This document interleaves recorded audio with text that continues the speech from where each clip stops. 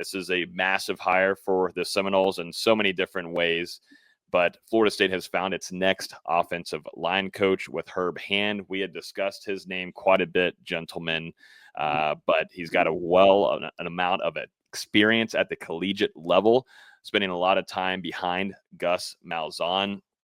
As we know, working with Gus over at Auburn, UCF, even going all the way back to his Tulsa days.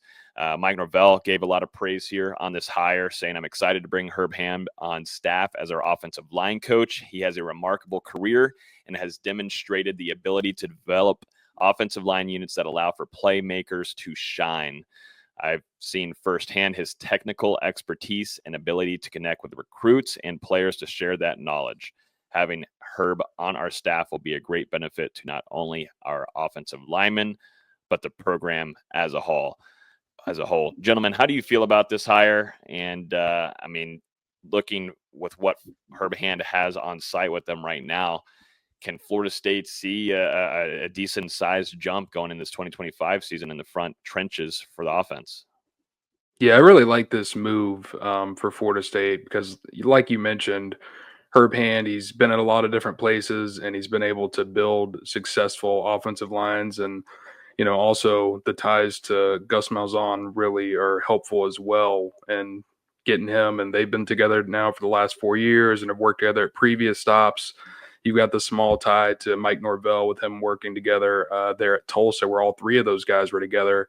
So, a lot of familiarity between these parties. And, with Florida State needing to rebuild this offensive line, you get a guy in here who is really a teacher of the game. And, you heard Mike Norvell in his quote talk about him in the technical aspect. So I think he's going to help build up some of this young talent that Florida State still does have in that offensive line room. And, obviously FSU pursuing some guys in the transfer portal who are tied to UCF as well. And I think having both of these guys, those relationships are going to help Florida State in those potential recruiting battles. Yeah, I'll be honest. Obviously, you like the familiarity with Gus Malzahn and Mike Norvell, but his lines have been somewhat successful, not the best. I did some digging around earlier today, and if you go back and look at some of his teams, the sack rate has always been high. They've always allowed a high sack rate. Granted, they've been a run-focused team, but when they do drop back to pass, it's consistently 6, 7, 8% of a sack rate that they're allowing. They do run the ball very well under his offensive lines, and PFF has loved his grades for the most part. As long as we don't get the Penn State version of Herb Hand, because his offensive lines were pretty atrocious there in 2014 and 15, it should be improvement for Florida State. But I argue that they could have done just a little bit better. I think for FSU, it's all about, too, who they're going to be bringing in. I mean, the talent that you have on the roster, but then, too, what you plan on doing in the transfer portal is going to be really, really important because there was some whiffs. There was not some good pickups for FSU and the trenches. You could probably, I'd point to, I go back to Dylan Gibbons. I think that was a great grab there for FSU. If I'm going into like Dimitri Emmanuel, I'd add into, this last season with Richie Leonard until he got injured.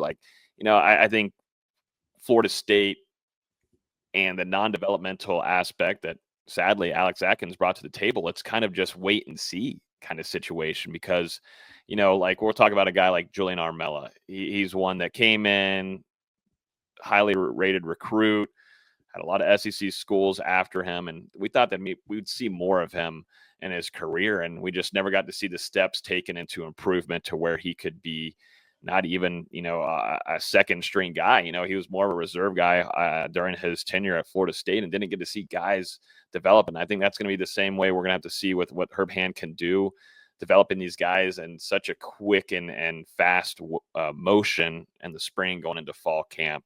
For FSU, they need to get this right for this 2025 season. And definitely when you're talking about what you're going to be bringing in as a quarterback transfer, there's got to be a whole 180 of play in order to attract some of these top transfer targets coming in.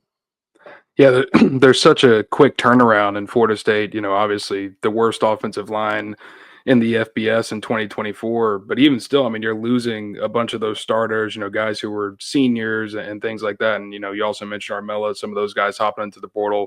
So FSU, at the moment, down to 10 scholarship offensive linemen, returning in 2025 at the moment. They signed those two during the early signing period. But yeah, like you mentioned, I mean, these next couple of weeks with the transfer portal, I mean, FSU is going to need to hit it pretty hard here to add some more depth and, starting level talent to the offensive line room. And I think it's something that you're probably going to have to dip into as well when you're talking about getting to the spring. I mean, they need to add a significant number of bodies. And I think that's a big reason why you're seeing them pursue a bunch of these transfers coming from schools that they're already familiar with, especially with UCF.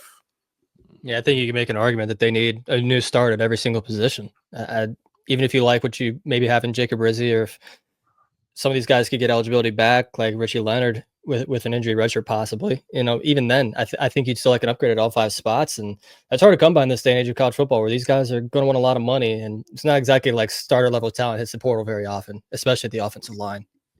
Yeah, it's rare in this day and age. And like you said, you got to back up the Brinks truck to land some of these high-profile offensive linemen. The ones that you're thinking could come in and help instantly turn this thing around. You're going to have to pay a pretty big check for.